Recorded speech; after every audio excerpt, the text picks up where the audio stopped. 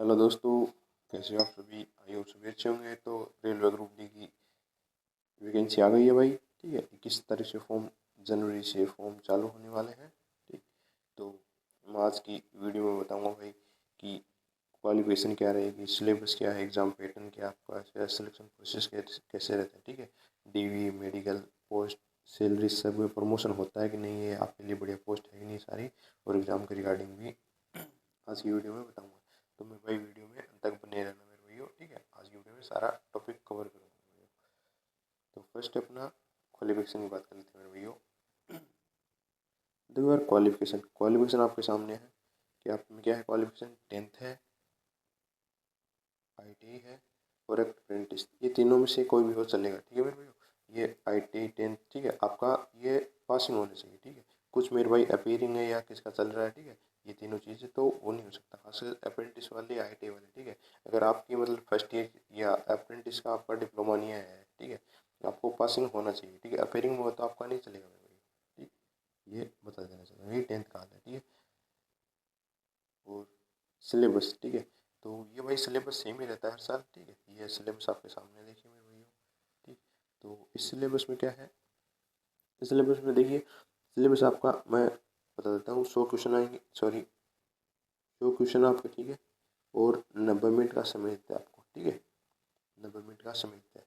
इस 100 क्वेश्चन में 2500 general science के आएंगे। ठीक है, यानी 10th बेस की साइंस आएगी, 10th बेस की मैथ आएगी और रीजनिंग और जनरल ये 10th बेस के आएंगे। ठीक है, मैथमेटिक्स यानी 25 नंबर की मैथ आएगी। ठीक है, और जनरल इंटेलिजेंस और रीजनिंग है, मतलब रीजनिंग 30 नंबर की रीजनिंग आती है। और जीके और करंट जीके दोनों मिला के इसमें 20 क्वेश्चन आते हैं इस साल, मतलब 20 के 20 क्वेश्चन इसके करंट अफेयर के हैं। ठीक है, 2025 का जो एग्जाम चल रहा है। ठीक है, और इससे पहले तो करंट और मिक्स आते थे। ठीक है मेरे भाई, ये सारा पैटर्न मैंने आपको समझा दिया। ठीक है, 100 क्वेश्चन रहेंगे और आपके 90 मिनट, और एक क्वेश्चन 1 नंबर का रहेगा। ठीक है, मतलब 100 क्वेश्चन 100 नंबर के हो गए ना, हिसाब से सिस्टम रहता है।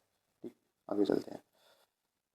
आपकी पोस्ट है, आप सभी को होता है पोर्टल, पोस्ट कितनी 22,000 है। और आपकी एज बता देता हूँ भाई। ठीक है, एज, ठीक है, इसमें एज रहेगी आपकी 18 से 33 साल भी चल रही है मेरे भाई। ठीक है,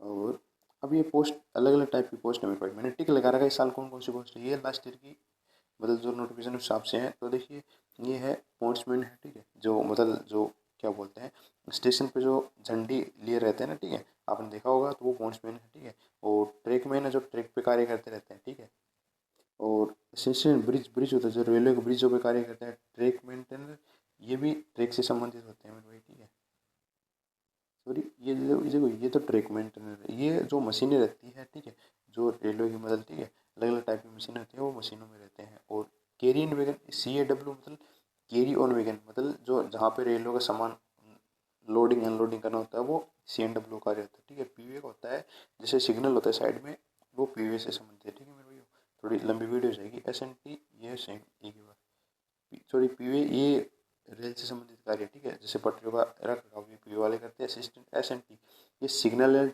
टेलीकम्युनिकेशन वाले हैं। ठीक है, और लोकोशेड हो गया, और डीजल लोकोशेड, इलेक्ट्रिक लोकोशेड, अलग टाइप की, टोटल 11 टाइप की पोस्ट है। अब भाई देखो, सिलेक्शन प्रोसेस क्या होता है मेरे भाई इसमें, थोड़ी स्पीड से पढ़ा रहा हूँ, बता रहा हूँ, सॉरी। तो इसमें सिलेक्शन प्रोसेस क्या होता है मेरे भाइयों, इसमें सिलेक्शन प्रोसेस होता है, पहले तो आपके CBT यानी कंप्यूटर बेस्ड टेस्ट होगा आपका। ठीक है, मैंने आपको जो सिलेबस बता दिया उसी आधार पर फिर उसका होगा PAT, फिजिकल एफिशिएंसी टेस्ट, इसके बारे में बताऊंगा टोटल आगे कि फिजिकल एफिशिएंसी टेस्ट में क्या चाहिए। ठीक है, उसके बाद डॉक्यूमेंट वेरिफिकेशन होता है, उसके अगले दिन या मतलब, ठीक है, एक मतलब आज आपका डॉक्यूमेंट होगा, अगले दिन आपका मेडिकल होगा। ठीक है, ये आपका PAT से संबंधित आ गया मेरे भाई। ये मेन और वुमेन दोनों के लिए मैंने बता दिया है। तो भाई देखो, मेल कैंडिडेट के लिए क्या है, पहले तो आपका मतलब एक राउंड रहता है। ठीक है, 100 मीटर का राउंड रहता है, उसमें आपको 35 kg का वेट ऐसे टेबल पे रहता है। उस 35 kg की वेट में या तो मतलब जो बजरी बोलते हैं। ठीक है, ये मतलब जो मिट्टी रहती है, इस टाइप की दो कुछ चीज़ें रहती है। ठीक है, सॉफ्ट सॉफ्ट रहती है, ज़्यादा हार्ड नहीं रहती। ठीक है, 35 kg का वेट आपको 100 मीटर से यहाँ लेके जाना है, सिर्फ कितने, 2 मिनट में। ठीक, ये लड़कों के लिए मैंने बता दिया। ठीक है, और लड़कियों के लिए सेम 2 मिनट है, 100 मीटर का है, लेकिन लड़कियों के लिए 20 क्या है, ये सिर्फ 20 kg का वेट रहेगा। ठीक है, अब बात रनिंग की बात कर लेते हैं भैया। ठीक है, ये आपका राउंड रहते हैं, 3 राउंड रहेंगे मेरे भाई। ठीक है, आपके 3 राउंड रहेंगे। ठीक है, इस टाइप के सेम सेम।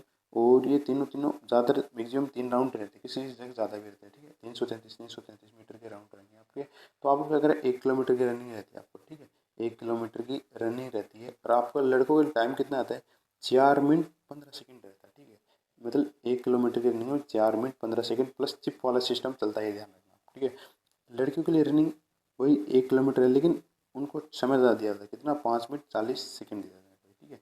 और अब बात कर लेते हैं अपन, देखो डीवी में सारे ही है आपके पास, मतलब ऑलरेडी पहले से हो तो बढ़िया बात है। आपके 10th की मार्कशीट है, कास्ट सर्टिफिकेट है, IT मार्कशीट है, ठीक है, आधार कार्ड और वगैरह वगैरह, क्या बोलते हैं, और भी चीज़ कुछ भाई चाहिए, ठीक है। तो खासकर जिसे कास्ट सर्टिफिकेट है तो कास्ट सर्टिफिकेट भाई नए बना लीजिए इस साल, ठीक है। खासकर ओबीसी वाले तो नया कास्ट सर्टिफिकेट बनाए, ईडब्ल्यूएस का भी शायद हर साल नया ही बनता है, तो आप नया वो भी सेंट्रल का कास्ट सर्टिफिकेट जरूर बनाए, ठीक है।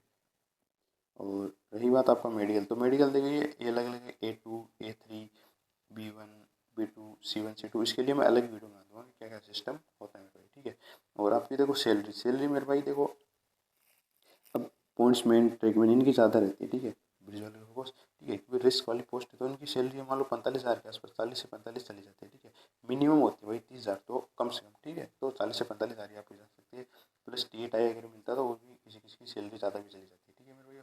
तो बेस्ट पोस्ट की बात करें भैया, ठीक है, तो आज की बेस्ट पोस्ट की बात करें तो देखिए इसमें सबसे बढ़िया पोस्ट मानता हूँ पॉइंट्समैन को, SNT में, लोकोसेड में और असिस्टेंट ऑपरेशन में, ये पोस्ट बढ़िया पोस्ट है मेरे हिसाब से, डेंजर पोस्ट आप देख सकते हैं मेरे भाइयों, ठीक है। ट्रेकमैन सबसे मतलब सबसे डेंजर पोस्ट ट्रेकमैन की होती है, ठीक है, सबसे ज़्यादा हार्ड वर्क, लेकिन सैलरी सबसे बढ़िया यही हो पाती है ट्रेकमैन वाली, ये भी ध्यान रखना, ठीक है।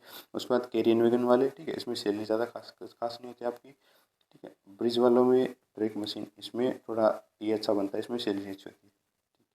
और अब भाई एग्ज़ाम आपके मैंने बता दिया, ठीक है, नवंबर दिसंबर, ऑफ कोर्स इस साल जल्दी होने के चांस है थोड़े, लेकिन मेरे हिसाब से नवंबर दिसंबर में। अब आपका प्रमोशन की बात करें भाई, ठीक है, देखो कुछ पोस्ट होते हैं उसमें प्रमोशन होता है, रेलवे में हमेशा हर पोस्ट पे प्रमोशन होता है, कैसे कैसे जल्दी कुछ टाइम लगता है, ठीक है।